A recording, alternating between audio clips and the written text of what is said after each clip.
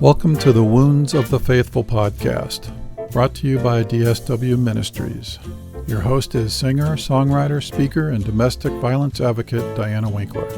She is passionate about helping survivors in the church heal from domestic violence and abuse and trauma. This podcast is not a substitute for professional counseling or qualified medical help. Now, here is Diana.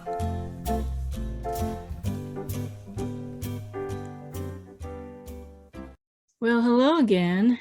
Welcome to the podcast once again. If this is your first time joining us, I have been telling my abuse story and my life story up to this point. This week, I'm starting the journey when I met my now ex-husband, who was one of my abusers. If you have time, I recommend going back to previous episodes for some context of who I am. But if you don't have time, then today's episode and the rest of the episodes can stand alone by themselves. So how was your week? We had a better week than last week that I reported. We did get the doctor appointments that we were waiting for finally. We had a date night at our favorite place, Oregon Stop Pizza.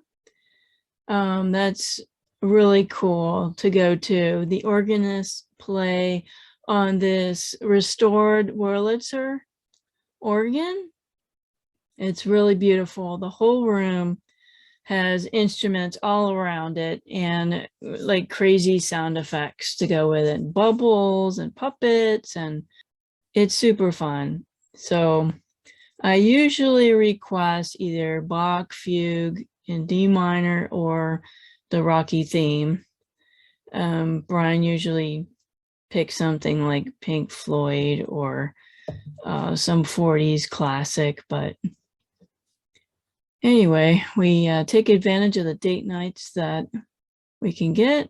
The temperature dropped down into the 80s here. Thank God. I don't have to get up at 6 a.m. to do the yard work. I can actually sleep in till 8 o'clock on the weekends, and it'd still be pretty pleasant outside to do some of my gardening and yard tasks. So I also recorded some new music this week for my album. Now that's in preparation for my 1-year anniversary of the podcast in November. I can't wait. So you'll get to hear the new music on that week's podcast. If you are on my mailing list, you will get to download the songs for free. So be sure to get on my mailing list by going to dswministries.org. Go to the bottom of any page to sign up.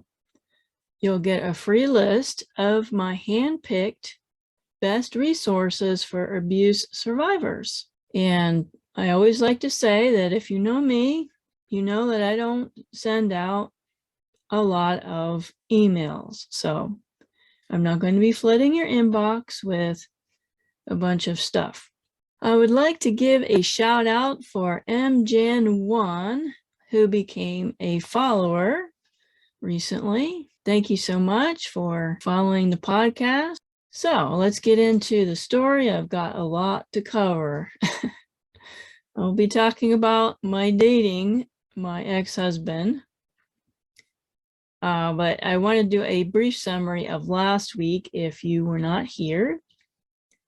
I talked about being engaged to my Peruvian fellow in college. He exhibited some abusive and controlling tendencies, calling me fea, which is ugly, and flaca, which is really skinny.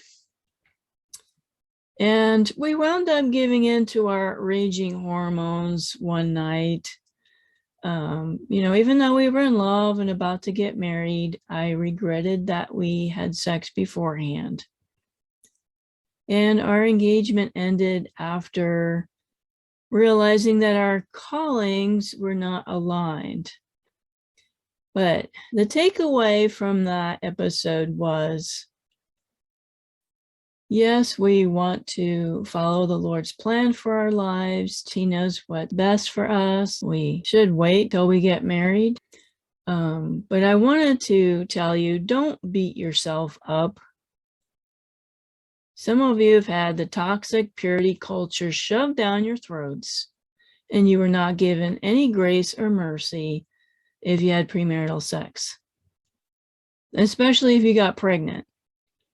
So I'm here to say that we are loved by God. He is not disappointed in you. You are not chipped china or used duct tape or whatever stupid lines these church leaders would tell you.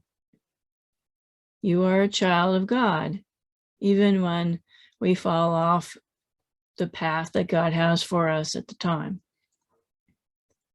God can still do great things with your life if you let him.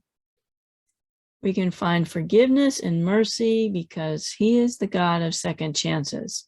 So remember that today, friends. So with that being said, I was on the rebound after breaking that engagement. I unknowingly walked right back into another abusive relationship. And this time it would last for 13 years. I was still very young and still naive, and I still did not see the red flags. Now, as I venture into this part of my journey, it's going to be challenging to summarize 13 years of abuse. It is hard to know what to include and what to leave out. I have told my story many times, but never at the depth that I'm going to go into on this podcast.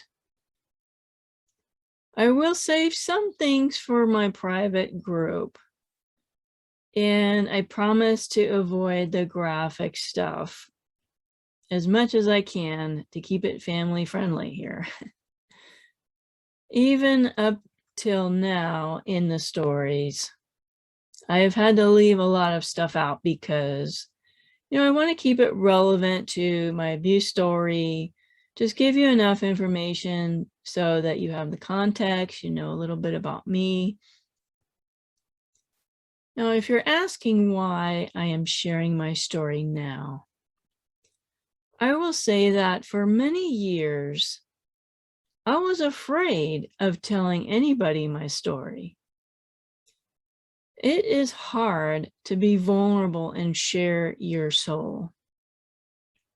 I was afraid of being judged and afraid of getting sued.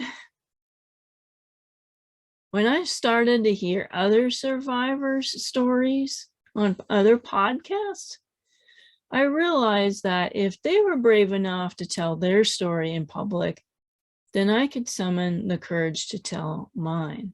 I want to tell the lessons and the takeaways from my story to help others. It is not my goal to call out or expose my abusers. I do not have any contact with my ex-husband. He does not know where I live or where I work. He does not go on social media, as far as I can tell anyway. I have been thinking about what I should call him. Referring to him as the ex is going to get tiring. I was going to use his middle name, but I didn't want people to mix him up with any of my family members' names. There's a lot of names I could call him, but this is a family show. Now, for purposes of the podcast, I will call him Danny. We're going to change people's names in this podcast to protect the innocent and the guilty. I came up with that name Danny because people used to call him Danny DeVito. Well, he is an Italian. He's from Philadelphia originally. He is taller than Danny DeVito. I think Danny DeVito's under 5 feet tall, 5'1" maybe. I have to Google that. But my ex is 5'7" about. But he had the same attitude and mannerisms as Danny DeVito. People used to call him that all the time. Have you ever seen the movie Twins with Schwarzenegger and DeVito? Well, except for the philandering scenes, that pretty much nails his personality. He was also a dead ringer for Al Capone. I am not kidding. And he has a black overcoat and a fedora hat that he would wear when we were back visiting his family. Even when we went to Chicago, which was Al Capone's stomping grounds, as you may know, we went on a tour bus,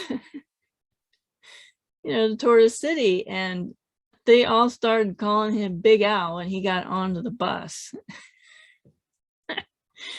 He didn't really appreciate that nickname either, by the way.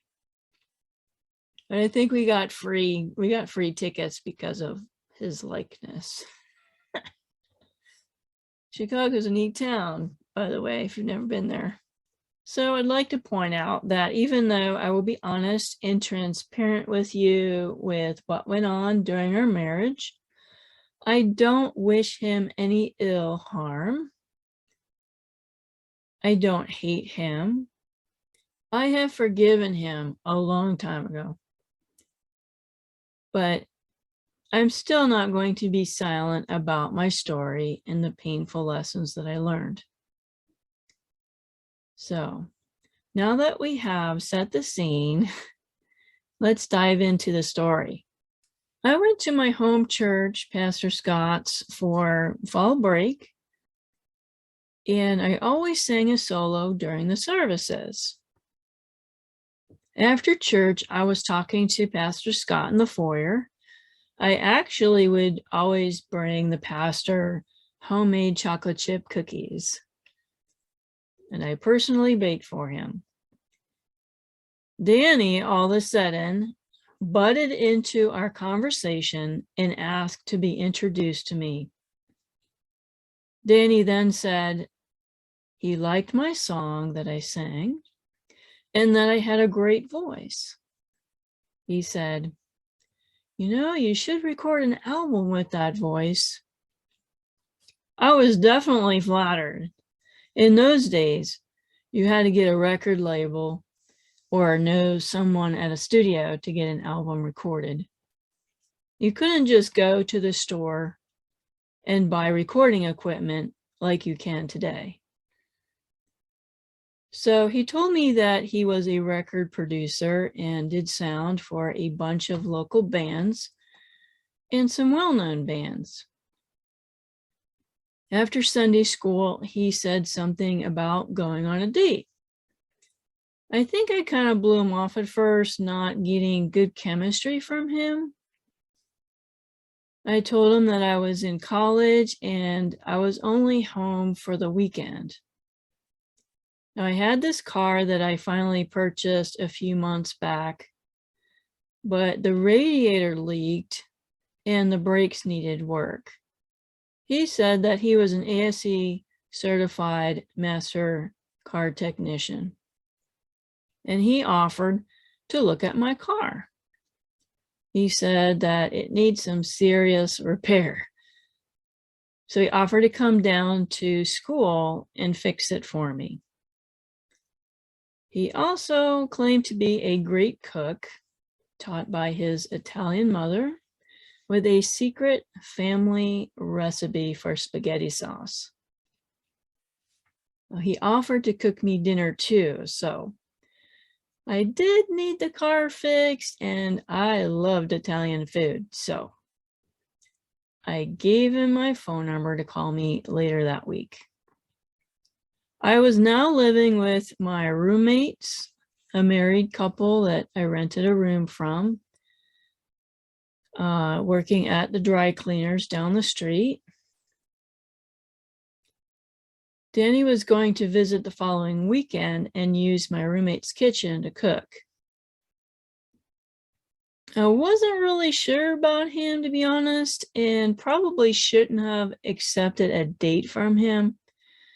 But when sometimes you have a need and somebody offers to meet that need, you do let your guard down. I'm not saying that he wasn't charming or good looking, but I could tell right away that he had no self-confidence. He always put himself down and made himself a victim. We had a very good spaghetti dinner with my roommate in the living room. We were in the kitchen. Now, I still use his family's recipe when I make spaghetti sauce. I actually had to marry him before I could even get the recipe. Now, he fixed my car as well. So I guess I felt like I owed him a few dates. We didn't really do anything except give hugs, hello, and goodbye. I made sure of that. I did not want a repeat of what happened with John. We talked on the phone during the week, which was a long distance, 3 hours away. Now, you young people don't understand that concept. It used to be that you had to pay by the minute for any phone calls outside of your local area. The bill was charged to the person who made the phone call. So he would call me. His phone bill was pretty high at 19 cents a minute. There was no texting or social media back in those days. We wrote letters. Yes, I'm dating myself. I am old. So you did not have big, long conversations unless you had money to pay those high bills. So as we were talking, I realized that he was very immature in the faith. He did make a decision for Christ at a neighbor's house when they had vacation Bible school. But he was really ignorant of the basic concepts of Christianity and the Bible. We had some strange conversations about doctrine. I should have realized that it wasn't a good match if I was further along in my spiritual journey than he was, because he was supposed to be leading me according to the church. I decided that I had better make it really clear that I'm in Bible college and that I was only interested in marrying somebody or dating anybody who was going to be a pastor or a missionary. I don't have any proof of this, but it seemed that once I told him that, he all of a sudden said that he felt called to be a preacher and was going to move down to the college and attend school with me in January. We had a few dates on the weekends with him coming down, and we sat on the couch together and talked. Thankfully, there was nothing more than a hug. He told me about how all of his previous girlfriends dumped him. And he thought that I was probably going to dump him too. Did I mention that he was insecure? He told me about losing his grandmom's scorzy and that he was bipolar. His parents had put him on bipolar meds as a teenager, which were not very good in those days. But he was causing fights in the bars and the venues that he worked at with the bands. He said he turned into the Hulk when some thugs took his brother out back to beat him up. Danny wound up putting the thugs in the hospital. Now, I mistakenly thought that he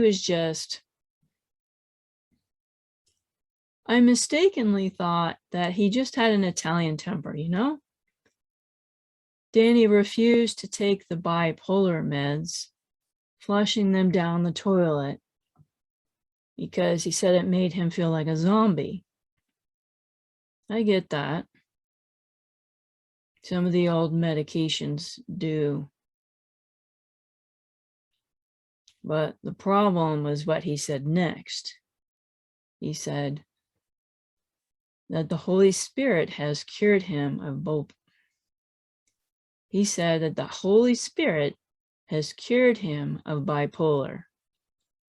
Now, back then, I didn't know any better. I certainly didn't know then what I know now about mental illness. And me being a pharmacy technician, I know quite a bit about drugs now. Now, my home church had a missions conference coming up, and Danny asked me if I was going to drive up for it. I told him that I couldn't because I had to work. I decided to get some time off work and surprise him. I had not met his family yet up to that point. So I asked my aunt if I could stay with her on my visit, not assuming that his family would permit me to stay at their home. They were a pretty old-fashioned Catholic family, and they definitely would have frowned upon any shenanigans. So I slyly got his address and showed up at his front door an hour before church started. I really surprised him. He had no idea I was coming. So I got to meet his mom and dad, Lori and Jack, who were very nice and very glad to meet me. They had a lovely home in the suburbs. His brother and sister lived in other states going to school, so I did not meet them until much later. So during the missions conference, he told everyone that he was going to move down to the same school with me and that he was called to be a pastor. And we were taught not to question someone's calling. I guess that is true. I didn't know his heart, but it just seemed, looking back, that he did it so he could continue to date me. I got a glimpse of his mood swings and temper when he moved down to college. He rented a truck and his mom went with him to help. The truck broke down on the way down to the college, and he called me up on a payphone, really mad, and he was yelling at his mother, who didn't deserve to be yelled at. He was swearing at her, and I told him, you know, you shouldn't be losing your temper at your mother or be swearing at her. It's not her fault. That's not how a Christian should treat his mom.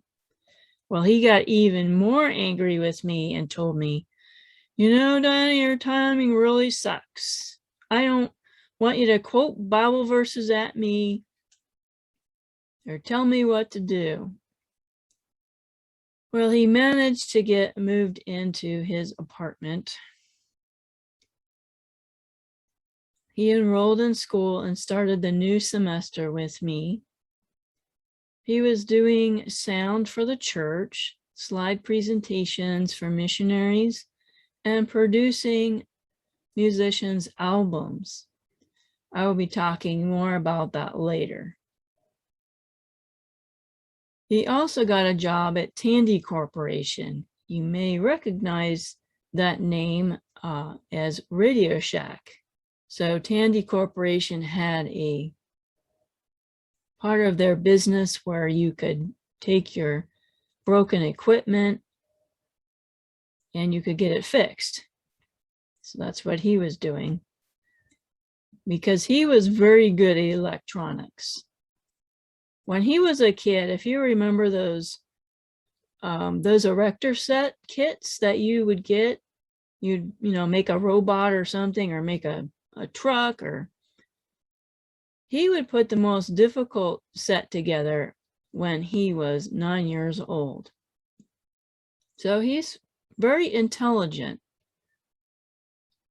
almost a prodigy in a lot of things. But he said that his teachers didn't like him growing up, and that he wouldn't amount to anything. I don't know, maybe that's why he never had any self-confidence. Now, all you teachers out there, know how powerful your words are. Same with the parents. So anyway, starting school again was hard for him. He had already graduated from a state college, and he didn't seem to like the teachers in Bible college or the heavy ministry load.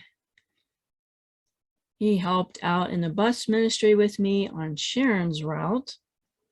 He would get mad that the people in the church used to ask him to fix things or work for the church for free.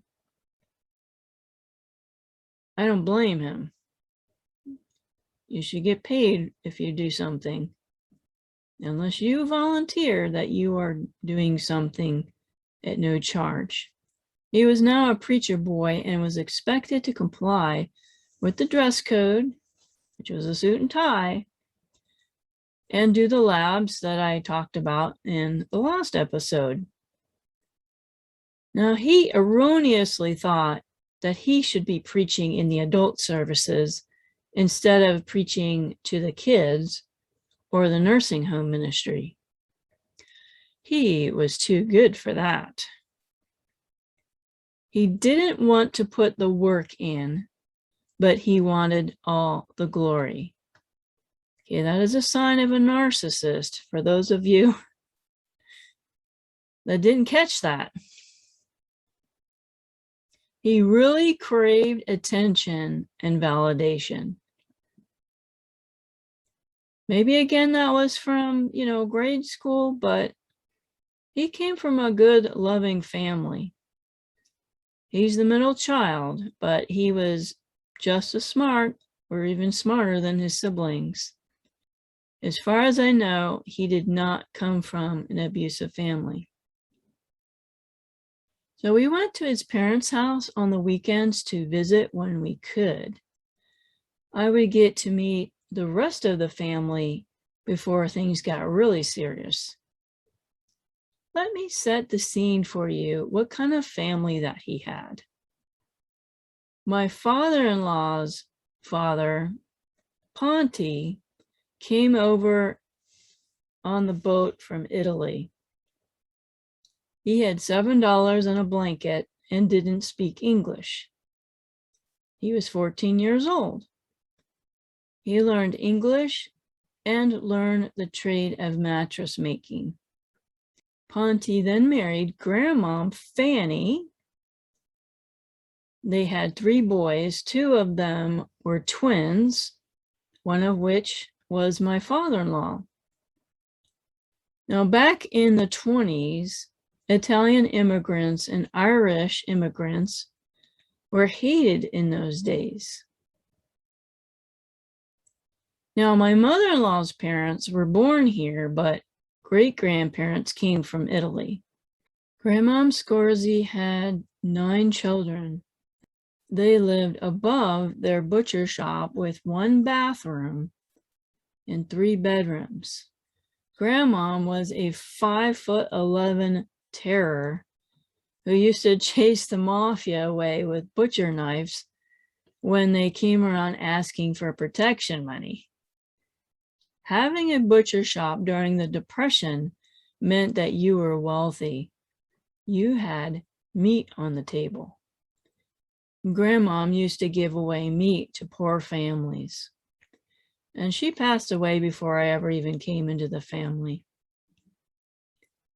All of my mother-in-law's brothers were all inventors. One brother invented and has a patent on the chicken cutlet that we know today. Another brother invented the creeper. That's the skateboard thing that you slide under the car to work on it. Her other brother went into banking and was stinking rich. He paid for houses, cars, and healthcare in cash. All of the men in the family served in the military during World War II, all decorated veterans. Danny was very proud of his family heritage, and he should be. They were wonderful people. My mother and father-in-law were high school sweethearts, raised in a strict Catholic family. They were very much in love, and they set a great example as parents and marriage partners. My mother-in-law was like Donna Reed, a stay-at-home mom until the kids went to high school. My father-in-law, Jack, was an engineer. I would describe him as a cross between Ben Cartwright and Adam West. They had a stable, loving home with discipline, faith, and morals. Again, Danny was the middle child. He had an older brother and a younger sister. Both very nice people, but nothing like Danny at all. Both siblings were accomplished in their own ways. They all had a good relationship, but I was told that Danny was the one that got spanked all the time for running off at Disneyland by himself, turning the lights off in the church during the services, and other shenanigans. My sister-in-law didn't have to get spanked at all. All the dad would have to do was give her a certain look, and then she would comply because she didn't want to disappoint her father. I honestly don't remember any stories about my brother-in-law. I was to meet the matriarch of the family next, which was his grandmom, Fanny, and also his first female cousins. This was a big deal, meeting the grandmother. She was ahead of her time, let me tell you. Independent. She had a driver's license and drove a car. In her day, that was not very common. She had a job outside the home and practiced birth control. She had a set of twins, one of which was my father-in-law, as I mentioned, and their older brother. She really was a very sweet lady. I was learning how to sew at the time, and she used to work in a factory making coats. So I would show her all of the clothes that I was sewing, and she would critique me. I would come and visit her and come over for tea all the time. You will hear more about Grandmom later. Danny's first cousins, Darla and Marianne, were there at Grandmom's to meet me, and we hit it off right away. Darla was into crocheting, and I asked her to teach me. I think I only learned 3 stitches. Marianne, on the other hand, was into fashion and glamour. She was somebody that would take a curling iron on a camping trip. And she played the flute beautifully. We would put on Christmas concerts together in her living room for fun. Both of the cousins were single, and they were almost in their 30s. Now, Danny would make fun of them. In fact, everybody would make fun of them because they weren't married yet. And they thought it was because their father would chase away any of the boys that the girls would bring home. and they lived with their parents for a really long time. But they finally moved out one year and bought houses right next to each other, separate yet together. I was going to meet the whole extended family during Grandmom's 80th surprise birthday party. Now, I'm a pretty outgoing person. I'm not an introvert, kind of in the middle. But boy, that event was exhausting. Everyone was very nice and very welcoming to me. But I didn't come from an Italian family. You know, they're very huggy and loud and touchy-feely, asked a lot of personal questions. It was really smothering. If you have seen My Big Fat Greek Wedding, they fit that stereotype. They loved to dance. My mother and father-in-law especially.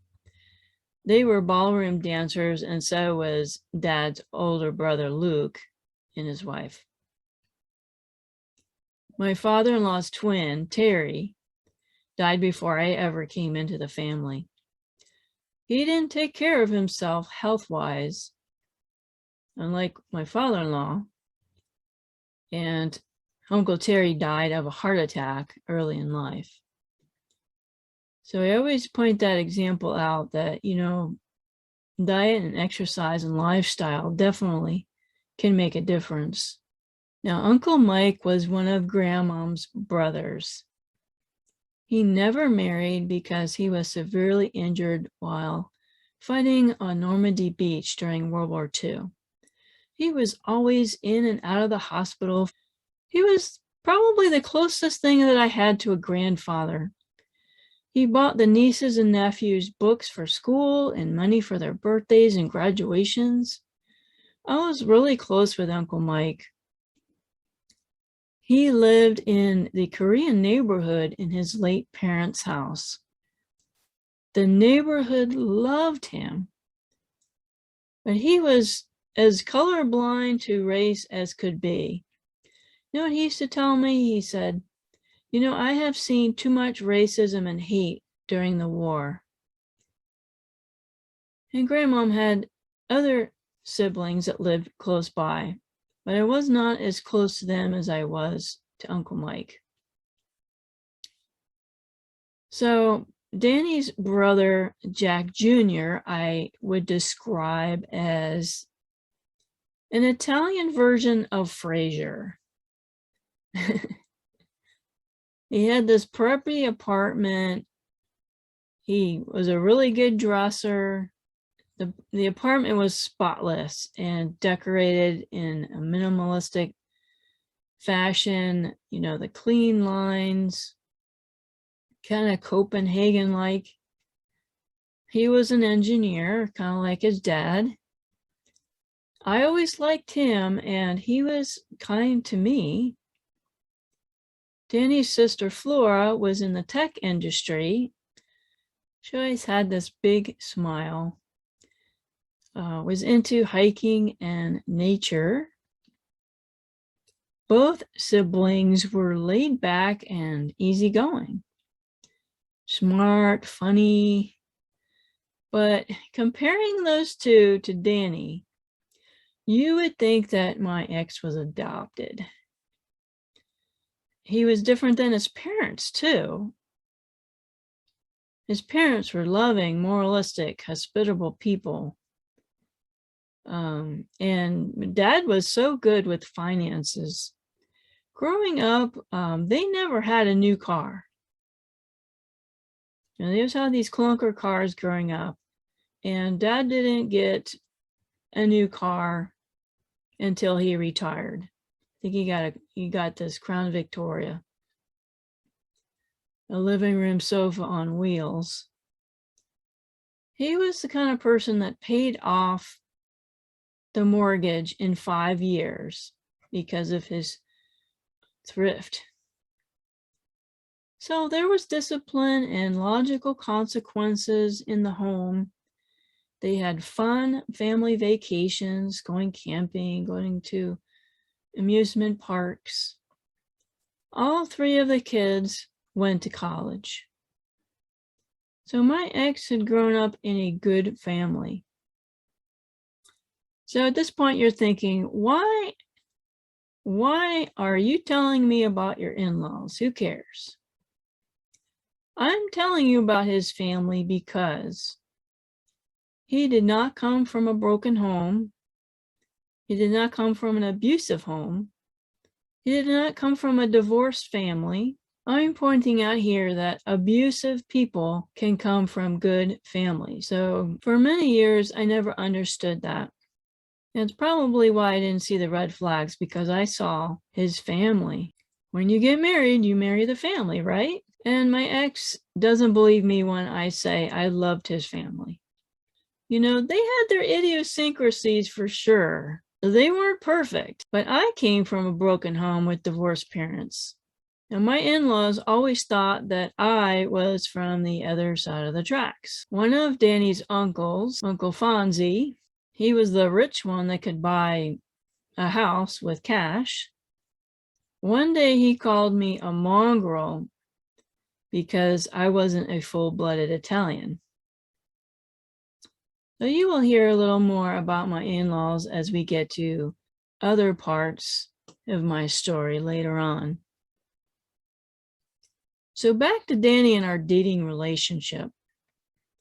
I didn't have any problems sticking to my intention to wait until we got married to sleep together. We didn't even kiss till we were engaged.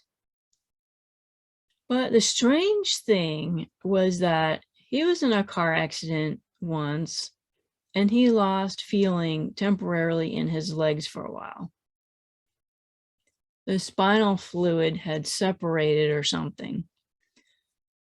Now, he made a deal with God that he wasn't going to have premarital sex anymore. The whacked out part of it was that he actually believed that God would make him a cripple if he did have sex before he got married. I didn't believe that at all, but you know, whatever. But he would brag about how many girls he had been with and how experienced he was. He was pretty arrogant about it, actually.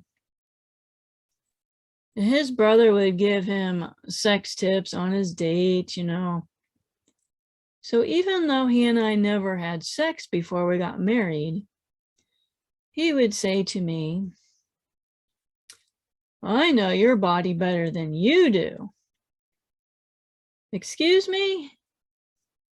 I wasn't a virgin, and I was pretty comfortable and knowledgeable about my own body.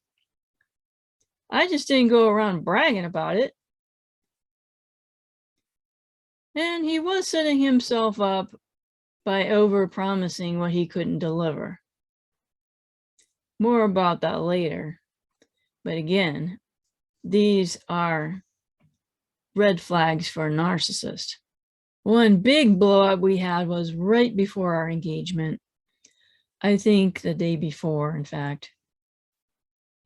We went to his parents' house for the weekend of my birthday, and we were supposed to go to this fancy French restaurant for dinner for my birthday. So we were sitting in the family room talking, and you know, at this point we'd been dating 6 months or so. And I told him something very personal. To be honest, I don't remember exactly what it was. I think I told him at that point I wasn't a virgin. Well, whatever it was, he got really mad. He started calling me names like slut and whore, and well, good Christian girls don't do that, blah, blah, blah, blah, blah. And then he proceeded to get up and leave the house and get in his car without me. He left me at his parents' house. And I was sitting there thinking, What is going on? What just happened here? I mean, he's not a virgin. What's the big deal? Well, after about an hour or so, he came back and he mumbled something about, well, I guess that's okay. My sister isn't a virgin and she's a good person. Yeah, it was pretty insulting. And I was pretty mad at him. Well, we went to the restaurant, and before dinner was served, he said, let's go take a walk out in the gardens. The restaurant had a lovely rose garden out back. Okay, so he was then saying how sorry he was for the fight last night and that it won't happen again. So for all of those in the back, he said, it will never happen again. If anyone says that to you, that's usually a red flag. And then he proceeds to take out an engagement ring and proposes. Like a big dummy, I said yes. Those sparkly pretty things make you lose common sense or forget what happened the day before. We would be the first ones in his family to get married. In other words, we were the guinea pigs. His brother and sister had it much easier when they later got married. They were really excited about us getting married and welcomed me into the family. Then the wedding planning started. I don't think I was a bridezilla, but, I wanted my wedding my way, just like every other bride. Now, my parents, who were in another state, they were in Arizona, they were like, let's do a beef and beer wedding in the fire hall. All of my cousins got married like that, or they were married in the church fellowship hall. My aunts and cousins would make thousands of tuna sandwiches and deviled eggs. Am I the only one of the family that does that?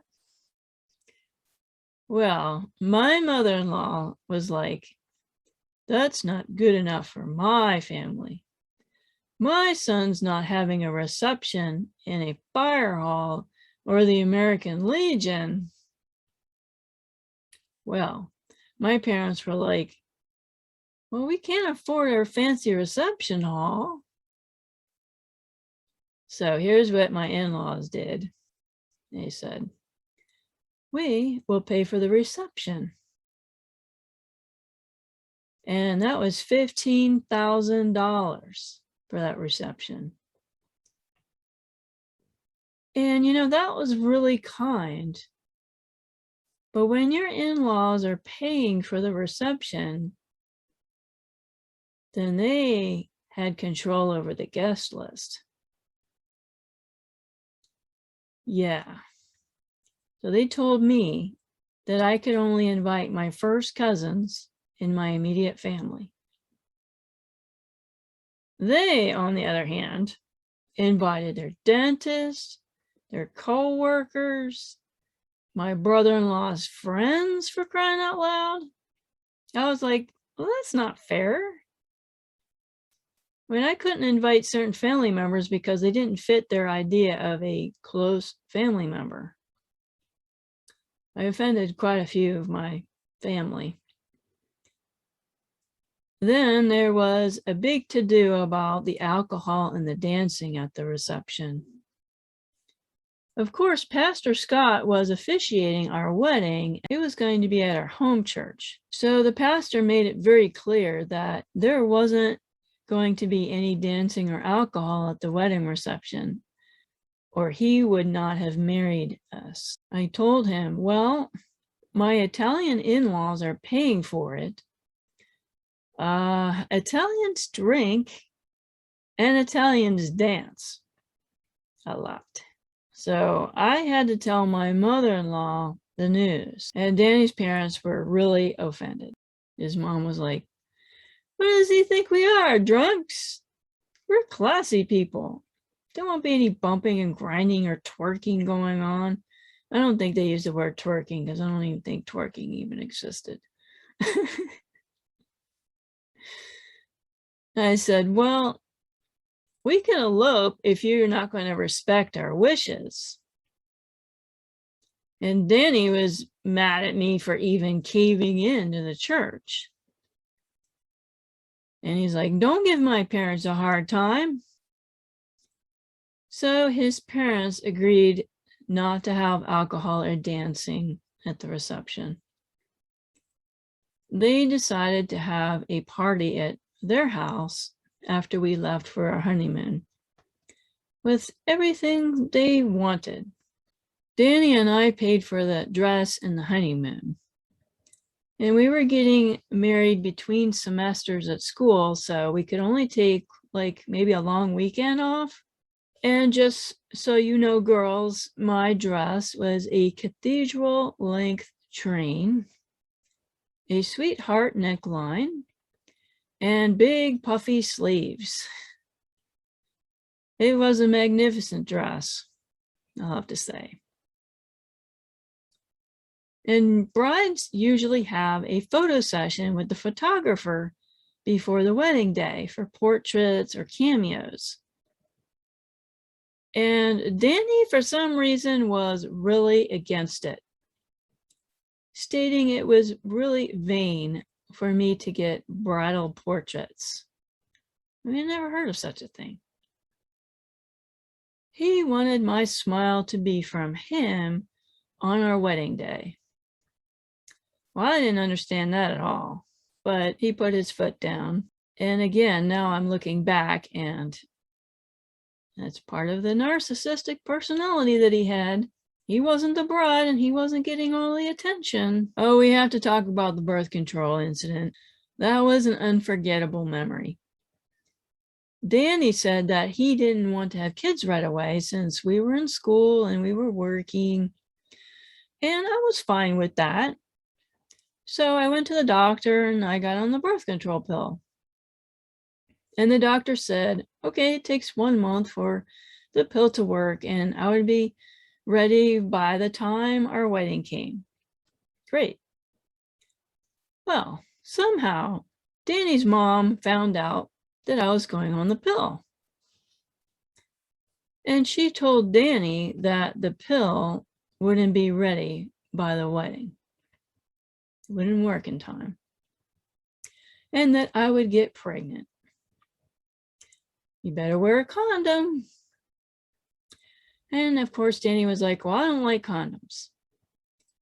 So he comes to me all upset and says that he doesn't want to have sex on the wedding night or the honeymoon now, because the pill won't work and I don't want to get you pregnant. And I'm like, whoa, whoa, whoa, whoa, wait. Where did you get that information? He said, my mom. I said, calm down. I'm getting on the phone with your mother right now. So I get her on the phone and I said, I have a bone to pick with you. Did you tell Danny that the pill wouldn't work in time for the wedding?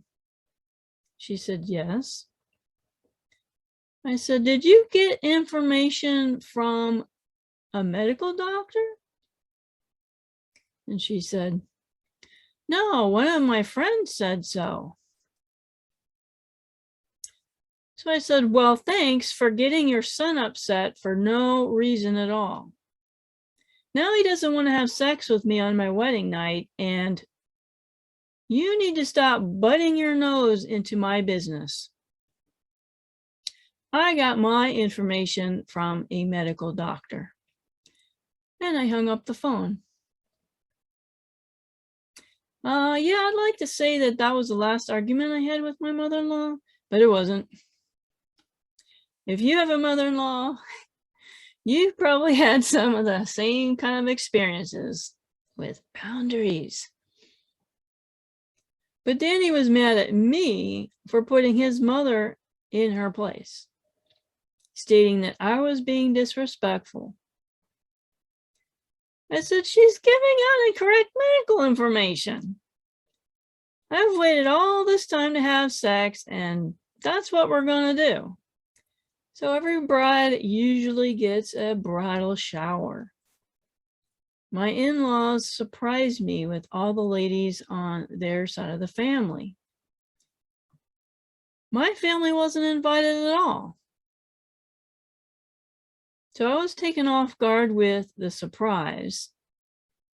The only ones that I had met before were the two cousins I mentioned, my future mother-in-law, and I think that was it. And I thought, oh no, I'm in a room with all these family members I barely know. And I was just thinking, well, I know what wedding showers are for, and I was kind of nervous about what kind of embarrassing gifts they were going to give me. But I just sat there and I smiled and tried to have a good time, tried to be, gracious. Thankfully, most of the gifts were, bath towels and ironing boards and sheets. But it was my mother-in-law who gave me the negligee. It looked like a white slip, to be honest. It wasn't particularly sexy, but I remembered back that day I was still a little embarrassed that she bought it for me. That it was maybe more appropriate for my own mother to buy something like that. But speaking of my mother, my mom and my sister didn't like my fiance. By the way, he did the same thing that John, my Peruvian fiance, did with me, which was waiting on him hand and foot in front of my mother and tapping his glass. I mean, where do these guys get this crap from? My sister lived in France, and my mom told her about who Danny was and what he was like, but she had never met him. She sent me a letter asking me why I was marrying this guy. She thought it was just because of the hormones.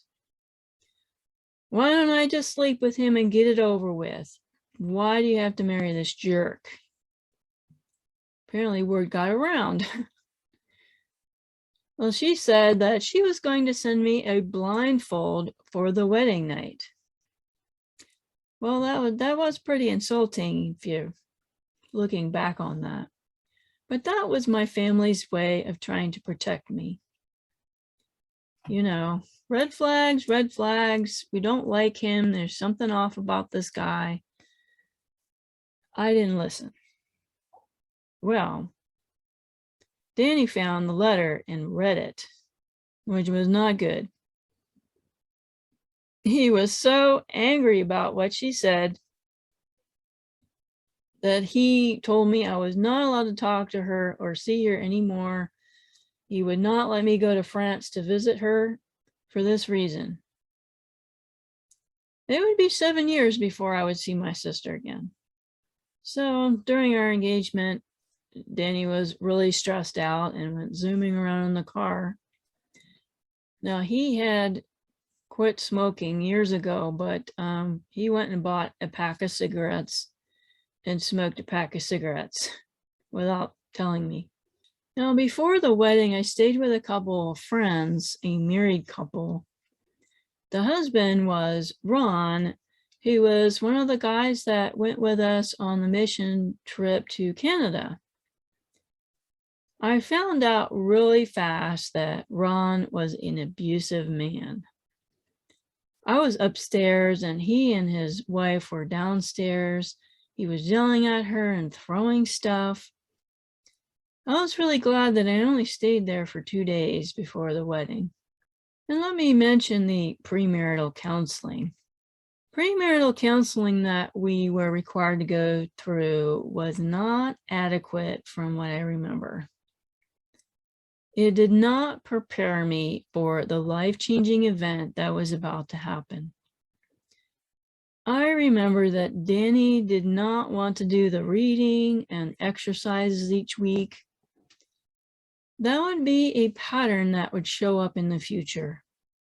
I didn't hear anything about abuse.